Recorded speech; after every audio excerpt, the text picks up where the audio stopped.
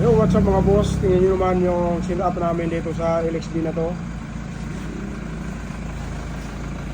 Napakatindi ng hidad yan. GR headlight. Tapos naka-facelift yan mga busing. Alphard. Yan sa kabila. Check natin kapag naka park light.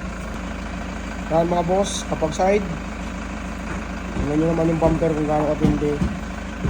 Tapos naka-set up na rin yung side mirror niyan. Ayan o. Naka-extended hood mga bossing ko. Tapos sa kabilang side, ayan. Tingnan naman mga bossing kung gaano kaganda yung set up na yan. Ito, meron pang ilaw to dito. Bukas pa ikakabit yan mga bossing. Yan. Medyo ulit natin bukas kung gaano katindi yan mga boss.